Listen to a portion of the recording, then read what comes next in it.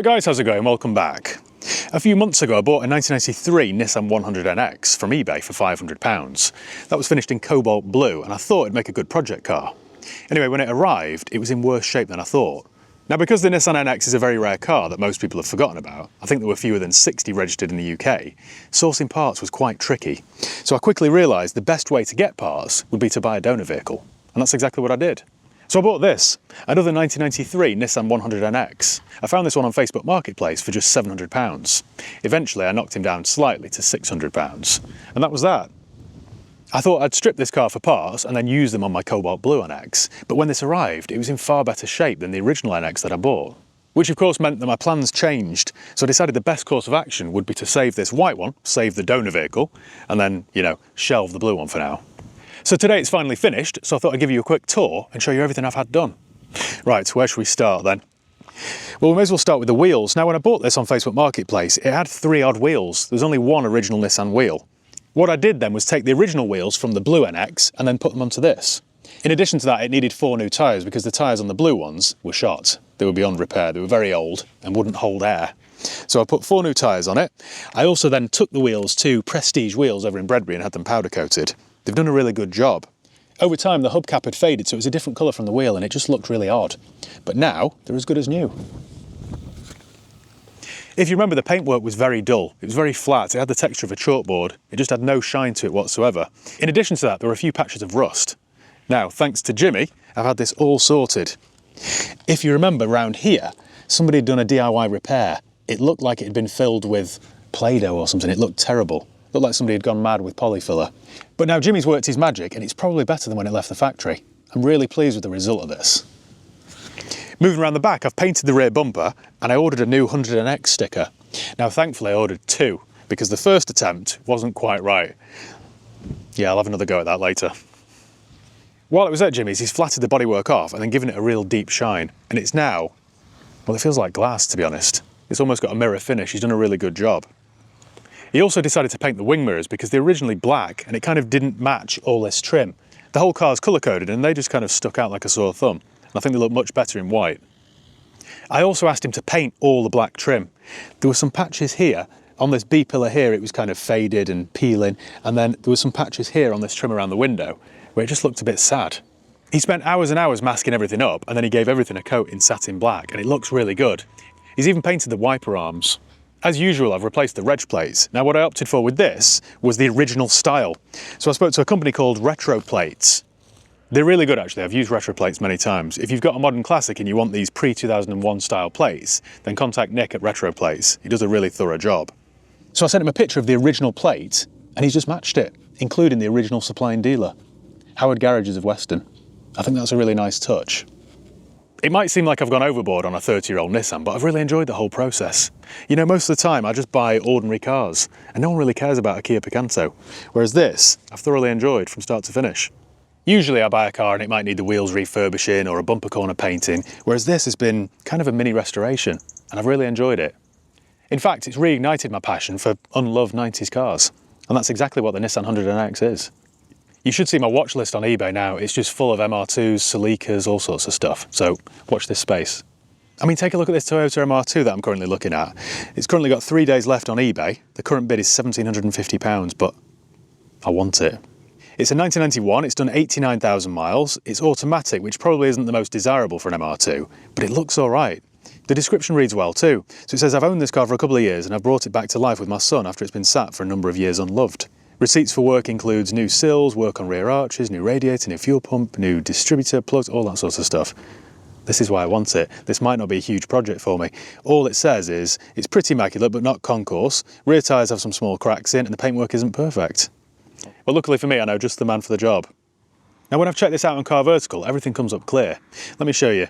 So it's really easy to do this. All you need to do is go to carvertical.com, type in the reg you'll live in. Now in this case it is J507JOU, and then check vehicle. And what this does is it checks database in 35 different countries, and it just stops you buying a complete lemon. So it'll tell you if it's ever been stolen, written off, had a mileage rollback, or has outstanding finance on it. In addition to that, it shows you the ownership changes, the MOT history, the fails, the advisory items, the whole lot. It's particularly interesting on older cars because there's a lot more data to go at. And Japanese 90s cars tend to rust terribly. I'll tell you all about the NX in a second. But that's why it's really important to check the MOT history, because you can see the advisory items for rust and rotten sills and all that sort of stuff. By the way, this isn't expensive, and it's cheaper still if you use my promo code HIGHPEAK. That's HIGHPEAK, all one word, HIGHPEAK, and you'll save yourself 20% off each and every check that you do. Right, and the report's ready. So when we check it out, it's never been clocked, there's no outstanding finance, there's no recorded accident damage, and crucially, it's never been stolen.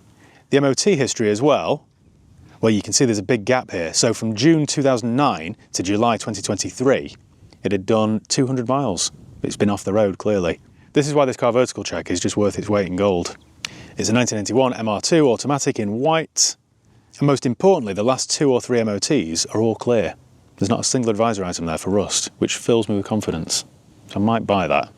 So thanks Car Vertical for sponsoring today's video. Don't forget my promo code HIGHPEAK for 20% off. Right, should we hit the road then in the old NX?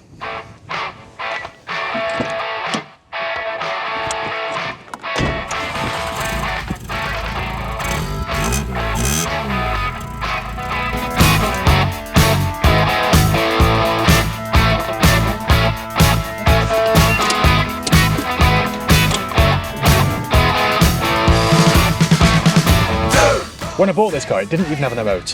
The MOT had expired, so I had it trailered to me, and when I first took a look at it, it looked very sorry for itself. It had odd wheels, the paintwork looked a mess, it didn't even have a front reg plate. It just looked ready for the scrapyard. It had done 147,000 miles and it didn't have a shred of service history, so I didn't really hold much hope for it. But then I took it for a quick spin just around the yard really, and it drove really well. So I thought, I know what I'll do. I'll just get my mechanic to check it over and see how bad it is. As luck would have it, it wasn't bad at all. Now, 90s cars famously rust terribly. The cobalt blue one that I bought, for example, is in a right state and needs an awful lot of welding. So I thought this would be the same. Anyway, it wasn't. There were just 2 or 3 small holes that needed to be patched up. They were only the size of a 2p coin, so it was nothing really too serious. When my mechanic told me that, and she told me it was in much better shape than the blue one, I thought, well, this is a no-brainer. I must save this one. So I had the welding done, and then I had the underside wax oil to prevent it rusting any further. It also needed a new alternator because that failed. I swapped the wheels and fitted new tyres. I also gave it a full service. Now interestingly, although this didn't have any service records, my mechanic said when they changed the spark plugs, they hadn't been done all that long ago, maybe 3 or 5 years, so they weren't ancient, which made me think somebody at some point in time has looked after this car. And that really shows in the way it drives. It's a really pleasant car to use. I like the sound of this car as well. The exhaust note sounds like you're being followed by a Vespa. Sounds like an angry wasp. At that point, it was probably only a week after I'd bought it. This had a clean MOT for the first time in many months with not a single advisory item. So it's ready to hit the road again. I taxed it, put it on the insurance database, and then we were good to go. From there, I took it for an automatic gearbox service. Now, this is something I always preach. Most people don't bother. You see, it isn't an expensive job, and it just prolongs the life of the gearbox. Most manufacturers will tell you that the gearbox is sealed for life, but that's a load of rubbish. Don't believe them. Go and find a gearbox specialist, and for a couple of £100, you can have the fluid and filter changed, and you know you're good to go then for another decade. Now in the case of this NX, I'm really glad that I did, because my gearbox guy called me and he said, Matt, how far do you want to go with this? So I said, why, what's up? And he said, right, I've drained the fluid out, so that's no problem. That's going to cost you maybe 150 quid. But somebody's cut out the cooler. So the gearbox has a cooler then to cool the fluid so it doesn't overheat. Somebody just bypassed that completely rather than replace it. So I said, well, how serious is that then? If I didn't replace it, what would happen? So he said, well, if you went on a long trip, it would then overheat and then your gearbox would just be fried. So I said, right, well, we can't have that, can we? So just replace it. Now, happily, that wasn't an expensive job. It did double the cost of the gearbox service, but still, for £300, I got a new gearbox cooler and a service. And that should just keep this old 4-speed auto ticking along nicely for many years to come. It kind of annoyed me though that somebody would just cut corners, you know, removing a gearbox cooler rather than just replace it. This is what always happens when older cars reach the bottom of that depreciation curve. They're not worth fixing, so people don't bother. I just think that's a great shame. I'm really pleased and proud of myself that I've saved this NX. I think it deserved it. After I had the mechanical bits done, then it went to Jimmy's for all its paint work. From there, then it went to Prestige Wheels to have the wheels refurbished. And then the final job was just a very good clean. So I sent it to Tameside Detailing for a full detail valet. And everything cleaned up really well. I mean, take a look at these seats. It's hard to believe they're 30 years old. There are a few marks and suspicious stains, but I'm pleased to say they've been lifted. When I finally got it back to work, I parked it side by side with another donor vehicle that I bought off Facebook Marketplace. Don't ask. And I swapped a few bits and pieces over, and I really enjoyed it. This is kind of how I started my career many, many years ago. Nowadays, I just don't have the time to be swapping parts over like that myself, which is why I just always ask my mechanic to do it for me. But on this occasion I did, and I really enjoy getting stuck in. So, for example, I swapped the stereo fascia because the old one was cracked. I replaced this little cubby box here because the door was missing off the original. I replaced the rear bench seat because there were 2 cigarette burns in the original. That was quite a nice, straightforward job. I refitted the stereo once I'd got the radio code. I swapped the lever over on the passenger seat, you know, the thing you pull to lower the seat so you can get in the back. I swapped that because the original one was cracked. I swapped the parcel shelf over because the original one was broken. I took the storage bags that the roof goes into. I just swapped any bits I could from the donor vehicle onto this, trying to make this one as mint as possible. And I think I've succeeded. It really does get loads of attention, this. It seriously turns heads. Everyone seems to like it. I mean, think about it. When was the last time you saw a Nissan 100Nx? They're as rare as hen's teeth. You know what's great about this whole project? Not only have I enjoyed it and got a great sense of satisfaction from it, but I've also had loads of positive comments and emails. I seem to have really tapped into something with this. I got a nice email from a girl who'd bought one of these as a project, so she sent me photographs of hers.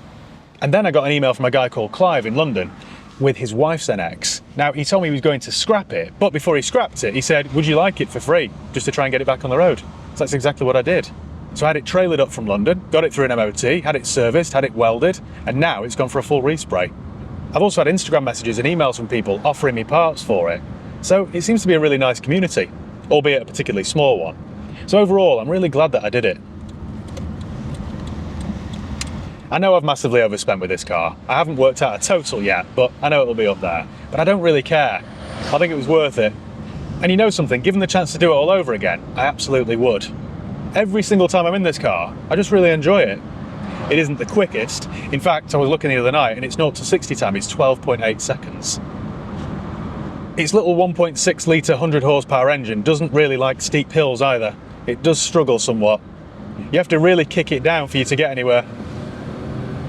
I just really like it though. I like how cheery it is. You know what's really cool about this car? I was in it the other night, I was driving on a quiet road, there wasn't another car in sight, and I had some 90s music on. And I thought, you could be in any year here, couldn't you? There was just no indication that I was in 2024. Almost felt like a time traveller. It was quite a surreal feeling, to be honest. While I was looking at the stats for this last night, I got the dimensions, because when you're in this car, it doesn't feel small, and yet when you get out of it, it looks tiny. I've been parking this in a double garage, and there's loads of room all around it. So I thought, let me find the stats and see how it compares to a modern car. And this, by the way, just in case you were wondering, is exactly the same size as a Mazda MX-5 Mark II. It's about 4mm wider and about 7mm longer, and about the same weight. And yet this will seat 4 people rather than just 2, and you get a decent sized boot.